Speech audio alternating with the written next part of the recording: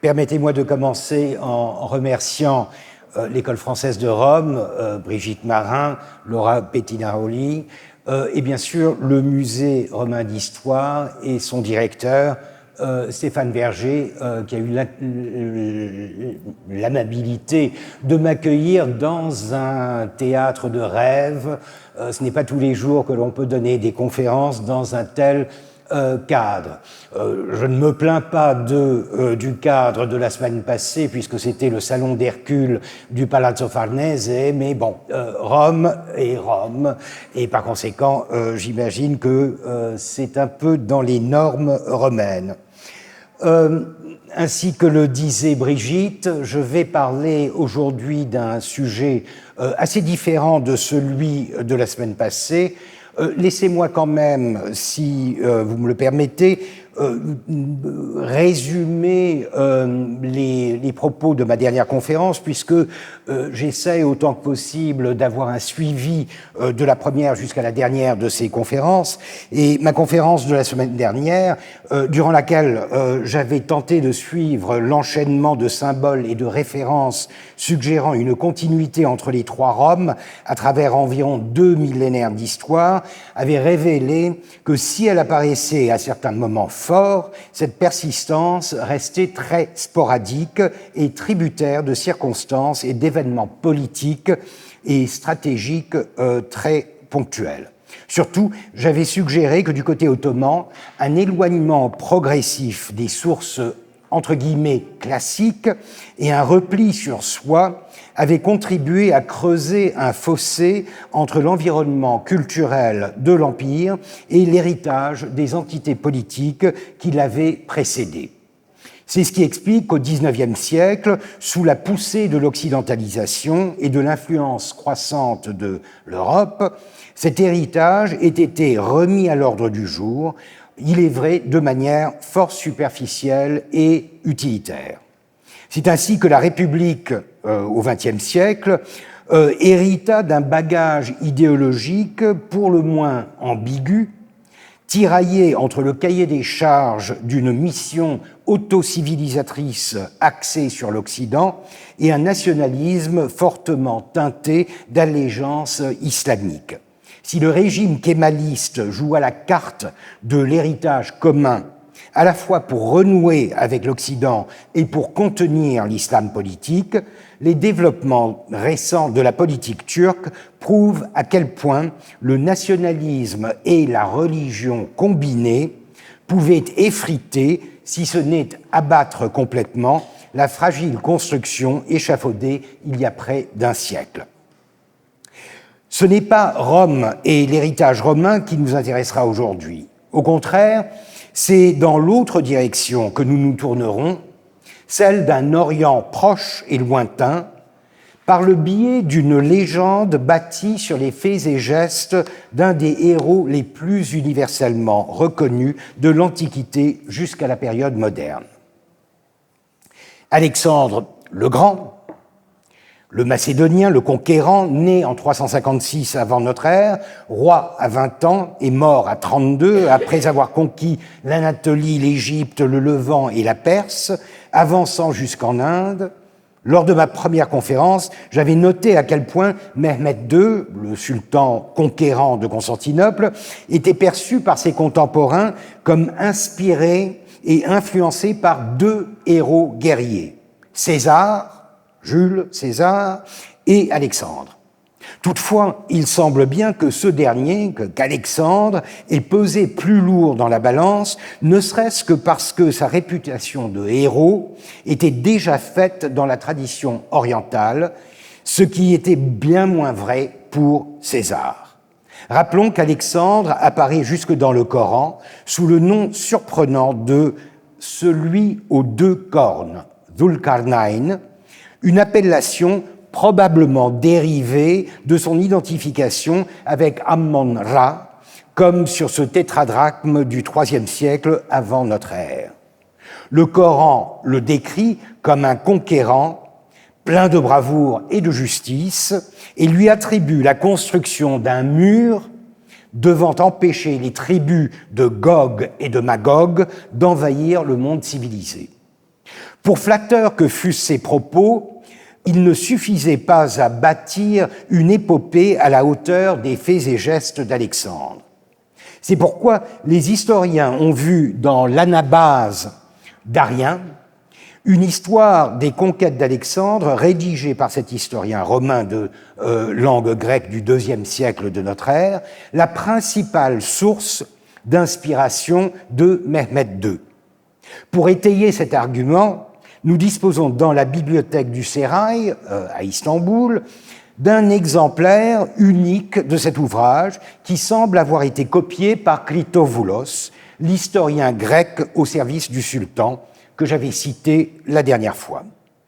Sachant que dans son histoire de Mehmed II, Critoboulos, ou Critobule, utilisait tout particulièrement des comparaisons avec Alexandre pour flatter et vanter son maître, une telle attribution ne paraît guère surprenante. Nous savons par ailleurs que cette même bibliothèque du Sérail à Istanbul comprenait un exemplaire aujourd'hui disparu de l'histoire d'Alexandre le Grand par Quinte-Curse, faisant partie de ce que l'on appelle la Vulgate d'Alexandre, soit une série de récits apologétiques moins fiables que l'Anabase d'Arien. Deux manuscrits, dont l'un est unique et l'autre perdu, suffisent-ils à prouver que Mehmed II avait lu avec assiduité les principales sources, entre guillemets, sérieuses concernant la vie et la carrière de son héros? Nous ne le saurons probablement jamais, et je ne vois pas de raison de mettre en doute son désir de s'informer en s'abreuvant aux meilleures sources historiques. Néanmoins, je ne peux pas non plus écarter le risque du vœu pieux, c'est-à-dire le danger de voir le désir de faire de Mehmed II un prince de la Renaissance l'emporter sur une évaluation rigoureuse et critique de la documentation disponible. En tout cas, quel qu'ait pu être l'impact des grands auteurs sur le conquérant et ses contemporains, il ne faut surtout pas oublier que c'est par l'intermédiaire d'ouvrages bien moins savants, mais bien plus répandus, que l'image d'Alexandre circulait à la fin du Moyen-Âge. Je veux parler du roman d'Alexandre et de ses nombreux avatars et dérivés qui, à l'image de leur héros, avaient fini par conquérir en quelques siècles pratiquement tout le monde connu, de l'Europe aux confins de la Chine et de la Russie à l'Égypte et à l'Éthiopie. Le monde ottoman, calé entre la Grèce et la Perse et entre les traditions turciques et la civilisation arabo-islamique, n'y avait évidemment pas échappé. J'aurais aimé dire qu'il n'est pas besoin de rappeler ce qu'est le roman d'Alexandre. Malheureusement, ainsi que je le rappellerai dans ma conclusion, il s'agit d'un texte qui a mal vieilli, en grande partie à cause de la mauvaise presse qui lui a été faite à partir de la Renaissance, lorsque des textes comme l'Iliade et l'Odyssée s'imposèrent comme des classiques, et que le roman d'Alexandre fut peu à peu écarté et marginalisé en raison de son caractère jugé fantaisiste et par trop démotique pour devenir une curiosité philologique dont seuls les spécialistes se soucient encore. Rappelons donc qu'il s'agit d'un texte anonyme, la Philada tu Megalexandrou, en grec, rédigée entre les 1er et 3e siècles de notre ère à Alexandrie par un émule tardif de Callisthène, l'historiographe d'Alexandre, ce qui lui a valu le nom de pseudo-Callisthène. L'histoire de l'évolution de ce texte et d'une complexité que les lacunes, en rouge, et les suppositions, en pointillé, ne font qu'aggraver. Il aura fallu toute la science et l'érudition d'un Richard Stoneman pour proposer un schéma décrivant les arborescences de cette extraordinaire aventure du texte originel perdu jusqu'à ses versions médiévales en Orient et en Occident. Sans entrer dans le détail de ce diagramme, je me contenterai d'en résumer les grandes lignes. Parti d'un texte originel grec, le roman d'Alexandre est rapidement traduit dans les principales langues du Moyen-Orient: latin, syriaque, pehlévi, arménien. Les auteurs en sont parfois identifiés, tels Moïse de Horène pour l'arménien et Julius Valerius pour le latin, avec sa geste d'Alexandre de Macédoine, la res gestae Alexandri Macedonis. Vers le Xe siècle, une seconde génération de textes assure une diffusion de plus en plus large de l'arabe à l'éthiopique, sans oublier l'archiprêtre napolitain Léon, dont l'histoire des batailles d'Alexandre le Grand, Historia de Prelis Alexandri Magni, forme la souche principale des versions du roman dans les langues vernaculaires d'Occident. En Orient, c'est la version syriaque, transmise par l'arabe et le Pehlevi, qui débouche sur les versions persanes qui joueront un rôle central dans la diffusion du texte. Au début du XIe siècle, le célèbre poète Ferdowsi l'intègre dans son tout aussi célèbre livre des rois, Shahnameh. 2 siècles plus tard, Nizami de Ganja compose son Eskandarnameh, livre d'Alexandre, qui forme l'une des 5 parties de son Khamsa ou quintette. À la fin du XIIIe siècle, c'est au tour d'Amir Khosrau de Delhi de produire un miroir d'Alexandre, Ainai Skandali, faisant aussi partie d'un quintette censé imiter et dépasser celui de Nizami. Enfin, le premier roman d'Alexandre ottoman est né vers 1390 de cette lignée, plus précisément de la double paternité de Ferdowsi et Nizami, mais dans une langue qui ferait souche dans un empire en gestation, le turc. Ces détours linguistiques ne sont pas sans affecter l'évolution d'un texte qui s'avère extrêmement malléable. À chacun son Alexandre et à chaque Alexandre son épopée.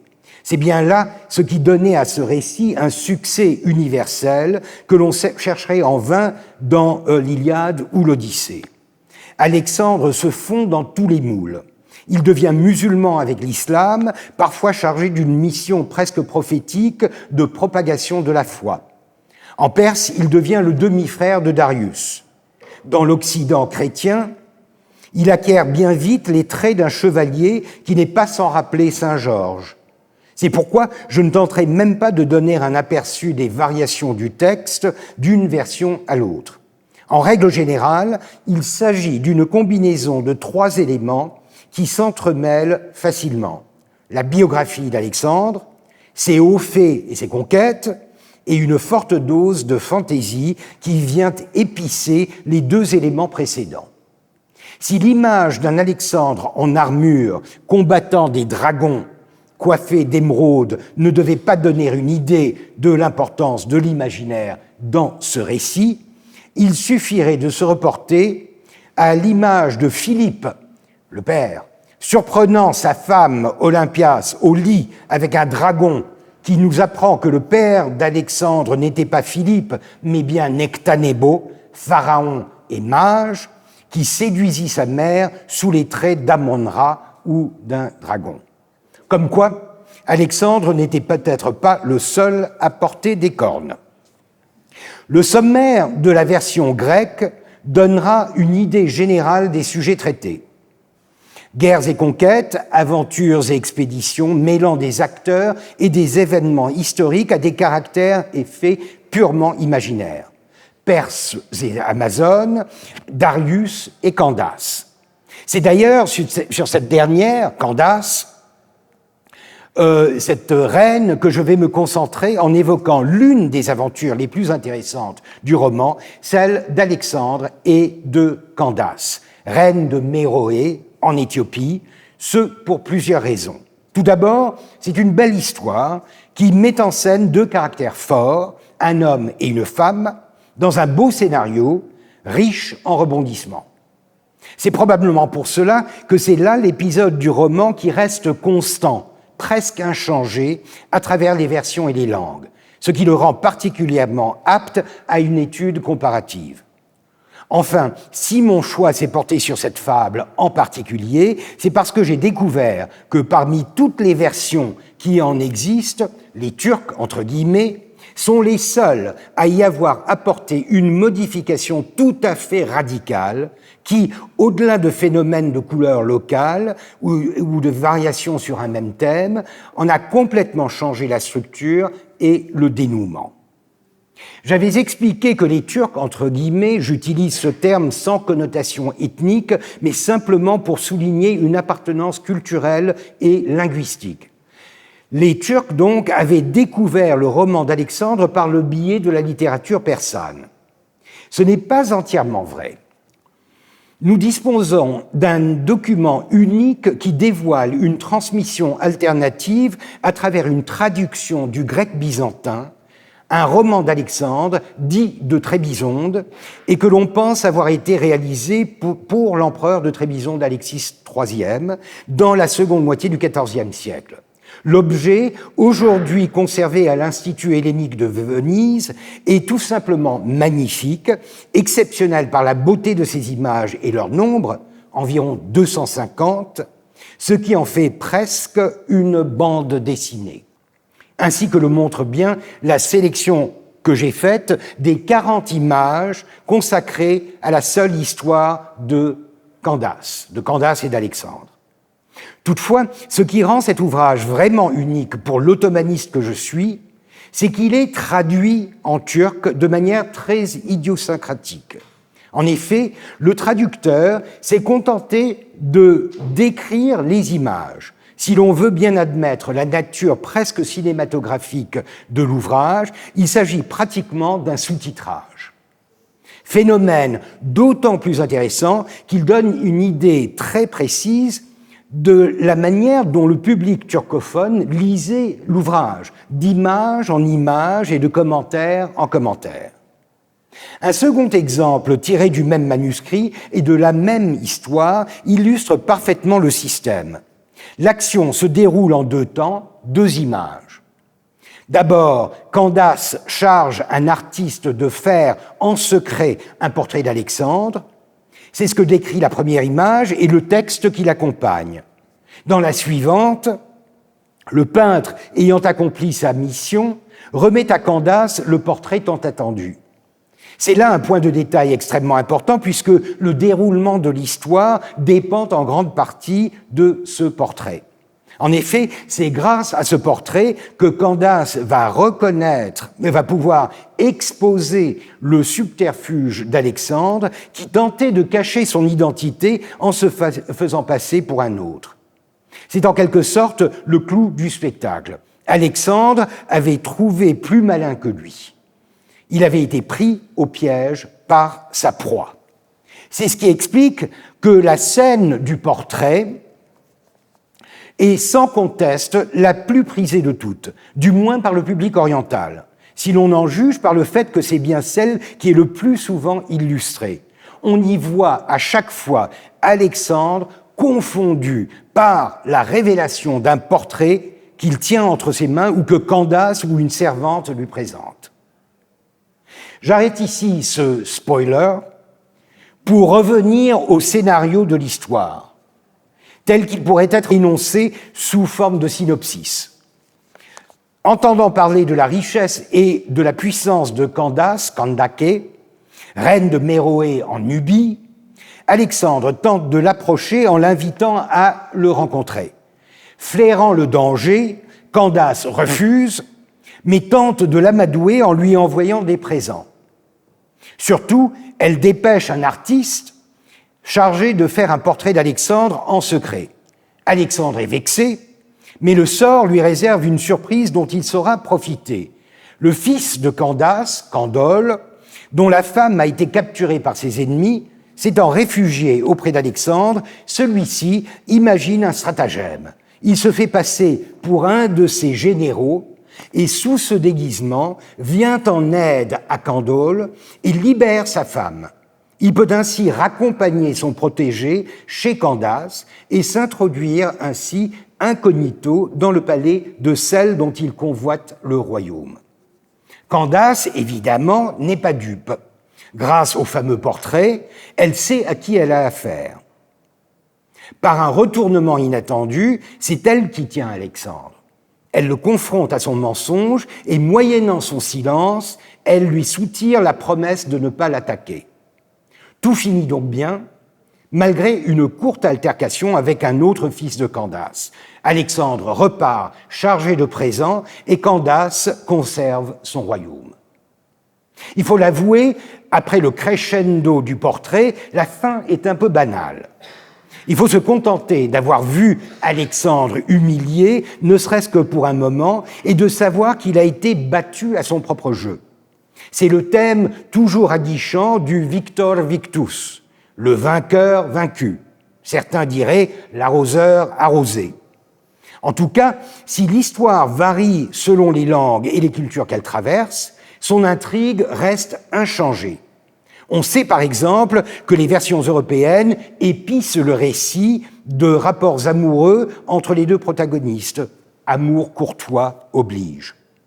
Lorsque Ferdowsi reprend l'histoire, les différences, en rouge, restent minimes. L'exotisme s'est déplacé du Soudan à l'Andalousie. Candace est devenue Kaïdefa, le nom qu'elle aura dans la tradition islamique, et quelques détails sont modifiés sans vraiment changer grand-chose. 2 siècles plus tard, Nizami rebaptise Kaïdefa Nushaba et lui attribue le royaume de Barda, en Azerbaïdjan, près de chez lui, proche de sa propre ville natale de Ganja. Pour le reste, le début de l'histoire est un peu tronqué, mais l'intrigue ne bouge pas. Surtout, il modifie les rapports entre Candace et Alexandre, dont il décrit une nuit de plaisir et d'amour. Il faudra attendre encore 2 siècles pour voir apparaître la première version turque occidentale. L'Iskandername d'Ahmedi, à droite, reprend les grandes lignes du texte de Ferdowsi. Kaïdefa s'est légèrement déplacée vers le sud, d'Andalousie vers le Maghreb, mais elle est toujours la cible d'Alexandre et elle parvient toujours à déjouer ses stratagèmes grâce au fameux portrait. Alexandre rentre donc bredouille après avoir promis la paix à Candace et soudain, tout bascule. Courroucé, ulcéré, humilié, Alexandre décide de se venger. Au mépris de sa promesse, il attaquera Kaïdefa, Candace, non par les armes, mais en retournant la nature contre elle. Il fait ainsi percer un détroit par lequel les eaux de la mer de Grèce, lire la Méditerranée, se déverseront sur le royaume de Kaïdefa. C'est bien ce qui arrive, et la reine qui avait osé braver Alexandre périt dans les flots avec son royaume et tous ses sujets. C'était la première fois que cette histoire, plus que millénaire, changeait de manière aussi radicale. Un récit amusant et qui, somme toute, se terminait bien, s'était soudain transformé en une tragédie cataclysmique, d'une moralité plus que douteuse, puisque Alexandre s'était retourné avec la pire des violences contre celle qu'il avait peut-être humiliée, mais qui avait eu la grandeur d'âme de lui laisser la vie sauve et de ne pas le couvrir de honte alors qu'il était à sa merci. Pourquoi Ahmedi, l'auteur, avait-il ressenti le besoin de réécrire la fin de l'histoire? Surtout, où avait-il trouvé l'inspiration pour cette nouvelle et tragique fin? En effet, et je le dis sans méchanceté, j'ai toujours considéré que les Ottomans étaient de piètres inventeurs ou créateurs, mais qu'ils excellaient dans l'art de l'imitation et de l'adaptation. Il fallait bien qu'Ahmedi eût trouvé dans quelque ouvrage le modèle pour la conclusion apocalyptique qu'il avait décidé de donner à sa version de l'histoire. Avant de nous lancer dans cette enquête, notons qu'au-delà de l'innovation, le récit d'Ahmedi avait le mérite d'avoir fait souche dans le monde ottoman en influençant bien des auteurs à venir. Nous aurons à revenir là-dessus, mais pour le moment, je me contenterai de donner en exemple le célèbre Evliya Çelebi, auteur de la seconde moitié du XVIIe siècle, dont on connaît l'extraordinaire livre des voyages, Seyahatnameh, qui mélange l'histoire et la géographie pour dresser un portrait contemporain de l'Empire ottoman. Or, tout au début de cet ouvrage, lorsque l'auteur passe en revue les récits et mythes fondateurs de son monde, nous tombons sur une redite de l'histoire d'Alexandre et Candace dans la version cataclysmique d'Armédie. Les modifications qui y sont apportées peuvent paraître mineures, mais elles ne sont pas anodines. La géographie a changé de manière radicale. Caïdéfa ou Candace n'est plus reine du Maghreb, mais de Macédoine et de Smyrne. Par conséquent, le détroit creusé par Alexandre n'est plus celui de Gibraltar, mais les détroits de Constantinople et des Dardanelles. Il ouvre ainsi un passage permettant aux eaux de la mer Noire de déferler sur le royaume de Candace, formant ainsi une partie de la mer Blanche ou Méditerranée, connue sous le nom de mer Égée. Encore plus surprenant, Candace, sous la forme de Caïdéfa, est citée dans Evliya Çelebi une soixantaine de fois liée à la fondation de plus d'une douzaine de sites d'Anatolie occidentale. Nous aurons l'occasion de revenir sur la question de la longévité de la version d'Armédie de l'histoire de Candace et d'Alexandre. Pour le moment, revenons à la question de ce qui peut bien avoir inspiré Armédie et tentons une archéologie du texte. Nous savons que la structure générale de l'histoire est empruntée à la tradition persane représentée par Ferdowsi et Nizami. Il nous faut donc rechercher d'autres sources susceptibles d'avoir contribué à la nouvelle fin qu'Armédie avait décidé de donner à son récit. Nous disposons pour cela d'un avantage majeur. Il ne s'agit pas d'un point de détail, mais bien d'un cataclysme, plus précisément d'un déluge. Ce genre d'événement a moins de chances de passer inaperçu. Or, il existe une autre version du roman d'Alexandre qui, à la différence des autres, comporte une scène de déluge. Il s'agit du Miroir d'Alexandre du poète Amir Khosrow de Delhi, daté de la fin du XIIIe siècle. Le récit colle parfaitement. Il s'agit d'un déluge artificiel provoqué par Alexandre qui avait fait percer une montagne pour noyer les habitants d'un pays qui lui avait tenu tête.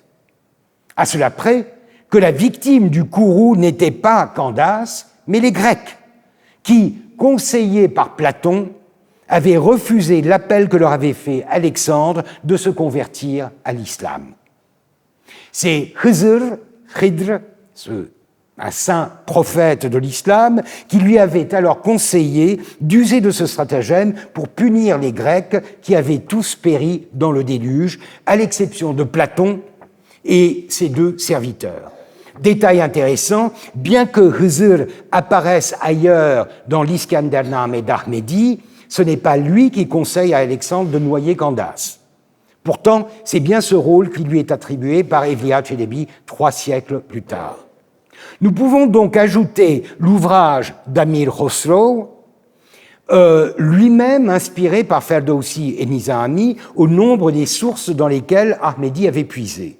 Si l'on remonte la piste du déluge, normalement absent du roman d'Alexandre, on découvre, grâce aux travaux d'Angelo Michele Piemontese, romain, qu'Amir Khosrow lui-même s'est probablement inspiré de la Darabnama d'Abu Tahir al-Tarsusi, une épopée du roi légendaire d'Arab rédigée au XIIe siècle. En effet, dans un épisode concernant la vie d'Alexandre, celui-ci ne parvenant pas à prendre une ville tenue par 2 frères, il n'y réussit qu'en suivant le conseil que lui prodigue Hippocrate de noyer cette ville et ses maîtres dans les flots.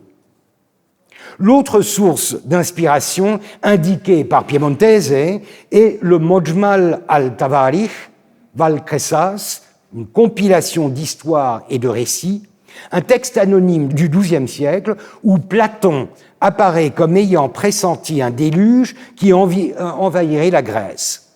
Point d'Alexandre, ni de détroit ou de montagne percée par main d'homme. En revanche, nous sommes bien confrontés à un déluge qui doit engloutir les terres et dont Platon essaye de prévenir les Grecs. Nul ne l'écoute Il est le seul, avec quelques fidèles, à survivre la catastrophe en se réfugiant au sommet d'une montagne qui devient une île. On reconnaît bien le scénario diluvial d'Amir Khosrow. Notre diagramme s'affine. Nous avons désormais 3 sources irano-indiennes dont on peut dire qu'elles ont nourri l'imagination d'Ahmedi à la fin du XIVe siècle. Nous pouvons pousser un peu plus en amont et tenter d'identifier les traditions qui sont à l'origine de ces récits persans. On sait bien que les déluges ne manquent pas dans l'histoire et la mythologie de l'Antiquité. Toutefois, l'insistance avec laquelle les Grecs et Platon reviennent dans ces textes me pousse à laisser de côté le déluge biblique pour favoriser des cataclysmes plus helléniques. Or, le terme grec de cataclysmos est associé à au moins 3 déluges faisant partie de la tradition grecque. Celui d'Ogygès, du nom du roi mythique de Béotie, qui marque le passage de la période primordiale à la période mythique, celui de Deucalion, nommé après son principal survivant, qui, avec sa femme Pyrrha, repeuplera la terre, on connaît l'histoire avec les cailloux, enfin, celui de Dardanos, fils de Zeus, qui, s'échappant à la nage de Samothrace, fonda la Troade. Il ne m'appartient pas de spéculer sur les rapports possibles entre ces légendes et les transformations cataclysmiques de la région pendant les derniers millénaires. Dans les années 80, André et Denise Capard, et une dizaine d'années plus tard, William Ryan et Walter Pittman ont avancé des hypothèses concernant le rôle central occupé par la mer Noire dans la formation des légendes diluviennes. Ces derniers, notamment, mettent sur le compte de la fonte des glaciers et des tsunamis post-séismiques une élévation du niveau de la mer Méditerranée qui, en franchissant le seuil du Bosphore, aurait déferlé dans la mer Noire, jusque-là un lac d'eau douce. Seule remarque que je me permettrai, ce déluge semble avoir été dans le sens inverse de celui attribué à Alexandre par Evliya Çelebi. Je préfère me reporter sur une seconde lignée plus historique qui semble avoir contribué à l'idée d'un déluge causé par main d'homme. Il s'agit d'un événement antérieur de plus d'un siècle à Alexandre, celui du percement du canal de Lactée, la péninsule orientale de la Chalcidique, connue aussi sous le nom de Athos, le mont Athos, par Xerxès Ier, roi de Perse, vers 480 avant Jésus-Christ, lors de la deuxième guerre médique, pour raccourcir le chemin de sa flotte. L'événement est relaté par Hérodote, Thucydide, Diodore de Sicile et Strabon. Évidemment, il s'agit d'un canal sans conséquences diluviales ou cataclysmiques, mais il ne fait pas de doute que l'œuvre titanesque que représentait le percement d'un canal de 30 mètres de large et 15 mètres de profondeur sur une longueur de 2 kilomètres avait marqué les esprits et inspiré certains adeptes de la légende alexandrine, même si celui-ci n'avait aucun rapport avec l'événement. Notre schéma est désormais complet et retrace ainsi toute une lignée fort complexe de textes et de traditions dont l'aboutissement est la version hybride de l'histoire d'Alexandre et Candace imaginée par Ahmedi vers 1390. Évidemment, s'il est bien agréable et satisfaisant d'avoir pu identifier ce récit exceptionnel et d'en avoir reconstruit la généalogie, une question brûlante reste en suspens. Pourquoi ? Pourquoi Ahmedi avait-il ressenti le besoin de modifier de la sorte une histoire qui n'avait pratiquement pas bougé depuis un millénaire ? Nous ne le saurons probablement jamais, mais il paraît possible d'avancer quelques hypothèses. La plus innocente est de supposer qu'Ahmedi, doté d'un sens aigu de l'intrigue, avait trouvé l'histoire d'origine trop fade, trop mièvre, et qu'il avait voulu l'épicer avec un retournement inattendu de la situation. C'est possible, mais il me semble qu'une explication moins innocente peut paraître plus solide et convaincante. La misogynie. Une femme tenant tête aux conquérants du monde en toute impunité et parvenant à le soumettre à sa volonté, après s'être avéré plus maligne que lui, était-ce là une fin bien convenable à donner à cette histoire? Il suffit de feuilleter l'Iskandernameh d'Ahmedi pour trouver des traces de la misogynie de son auteur. Les femmes s'y révèlent inconstantes, fourbes, trompeuses, elles ne méritent pas la confiance et portent malheur. Évidemment, la misogynie d'Ahmedi n'avait rien d'exceptionnel. Il était peut-être un peu plus misogyne que les autres. Rappelons que la traduction turque au début de l'histoire de Candace et d'Alexandre du roman grec de Trébizonde, où le narrateur déclare qu'Alexandre était, je cite, « offusqué de ce qu'en son temps une femme fut empereur », ça nous donne déjà une idée de cette misogynie. Tout au long de cette traduction, d'ailleurs, Candace sera appelée femme empereur, Avret Padishah, comme pour souligner la contradiction entre les deux termes. D'un autre côté, la misogynie seule n'explique pas tout, notamment lorsqu'on sait que dans le contexte de cette fable, Ahmedi ne cesse de vanter Candace et de critiquer Alexandre. Ce dernier, en plus d'avoir perdu la face, s'est révélé fourbe et profondément immoral. Il a triché, dissimulé, menti et rompu sa promesse, le tout par orgueil et ambition. Candace, en revanche, s'est montrée sage, vertueuse, magnanime, et sa bonté l'a perdue. Elle a été victime des machinations d'un tyran sans scrupules. La fin est donc immorale, ou du moins amorale, puisqu'un homme malhonnête l'emporte face à une femme qui a agi le plus honnêtement du monde. Pourtant, ainsi que Marc Toutan l'a montré, Ahmedi tient particulièrement à tirer une leçon de chacun des épisodes de son épopée. Pour immoral que fut le dénouement de sa version d'Alexandre et de Candace, elle se termine quand même par une morale qui tient en deux vers. Qui fait grâce à son ennemi quand il le tient, sans aucun doute, comme Caïdépha devient. La rime est de moi. En fait, plus qu'une morale, il s'agit d'une leçon, d'une mise en garde contre Alexandre et ceux qui, comme lui, sont prêts à trahir la confiance de ceux qui font preuve de bonté et de magnanimité. C'est d'autant plus surprenant que la plupart des leçons de l'Iskandernameh, les autres leçons, sont tirées de la sagesse et de la vertu d'Alexandre. Cette fois-ci, c'est tout l'inverse. Il ne s'agit pas de faire comme Alexandre, mais bien de ne pas faire comme Candace.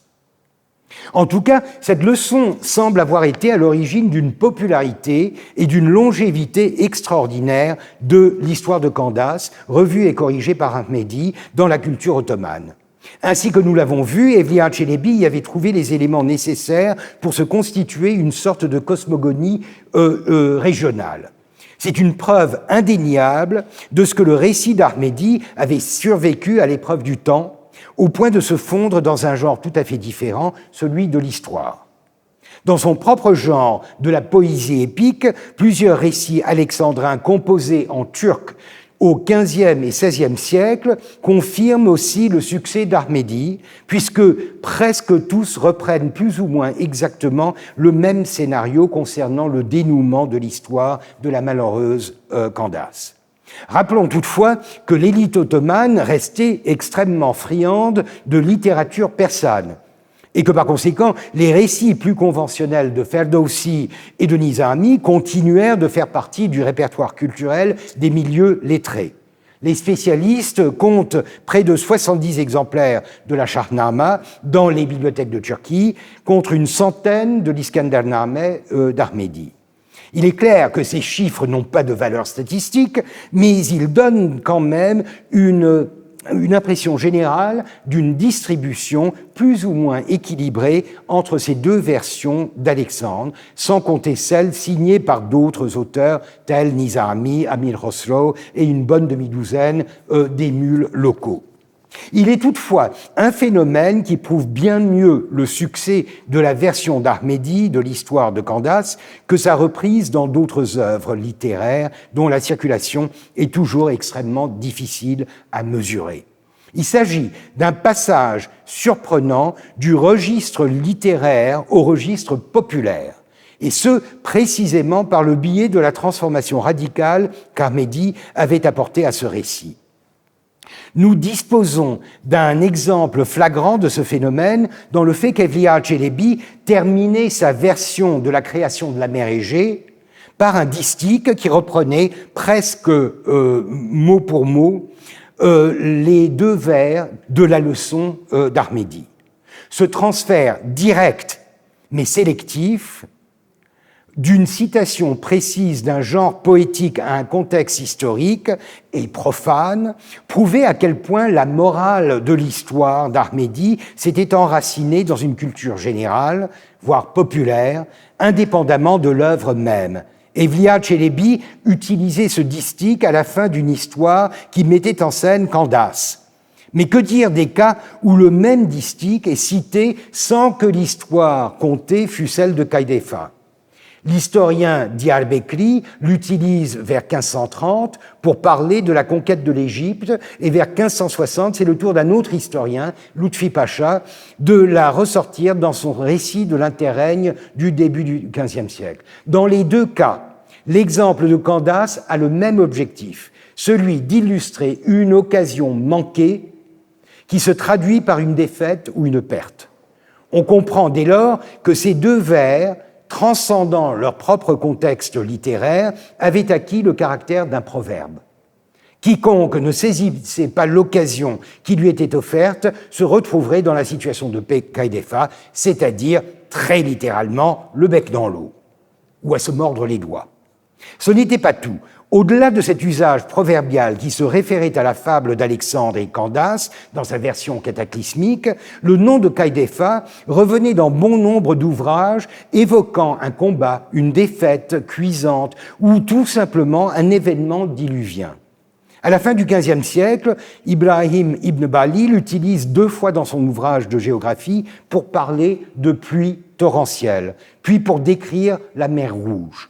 En 1620, Faizi parle 2 fois de la victoire d'Alexandre sur Kaidefa lorsqu'il fait l'éloge des sultans Ahmed Ier et Osman II. En 1625, le poète Nevizadeh Ataï inclut cette anecdote dans un passage consacré à l'intelligence des hommes. Certains usages sont encore plus surprenants. Vers le milieu du XVIIe siècle, lorsque Fehim Kadim chante les louanges du gouverneur d'Égypte, Eyüp Pacha, il aura recours à la même métaphore en usant d'une subtile inversion. Tel Alexandre, il brisa cette digue et déversa un déluge sur l'Égypte. Comme Candace, le monde fut englouti, mais dans une mer de bienfaits. Donc une inversion totale de l'histoire. Des usages poétiques encore plus frappants apparaissent dans le contexte de l'amour, où les 2 protagonistes sont assimilés au célèbre couple.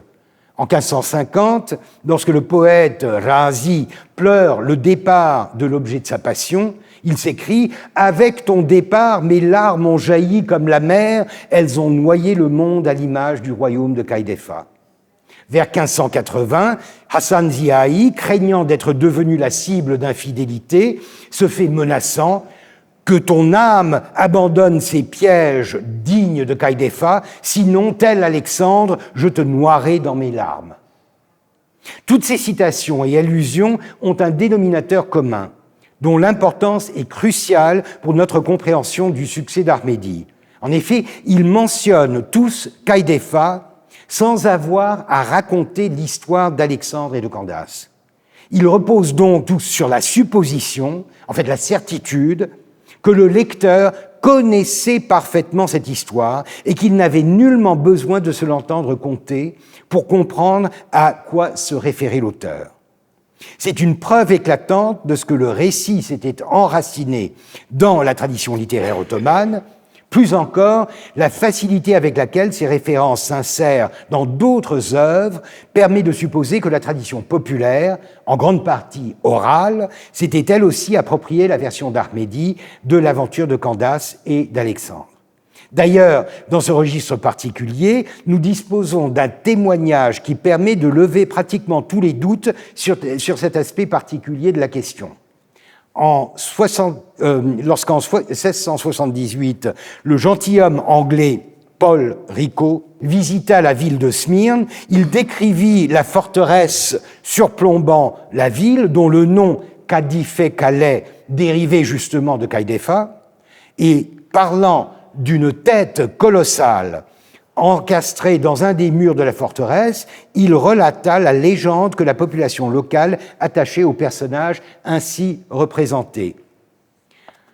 À la porte du même château est une grande tête de pierre cimentée dans le mur. Elle ressemble à une tête d'Amazone et les Turcs la prennent pour une certaine Koïdafa, dont ils font ce compte, qu'anciennement l'archipel était terre ferme et qu'en ce temps-là, Koïdafa, qui en était reine, ayant refusé passage par ses États à Alexandre le Grand, qui allait à la conquête des Indes orientales, ce prince avait résolu de s'en venger et que pour cet effet, il avait coupé l'isthme que nous appelons l'Hellespont, et ainsi avait submergé ces grands espaces de terre qui sont aujourd'hui une vaste mer. Ils ajoutent que de tant d'États, il ne reste rien que les pointes de quelques montagnes, et c'est selon eux ce qui fait les îles de l'archipel, donc de la mer Égée.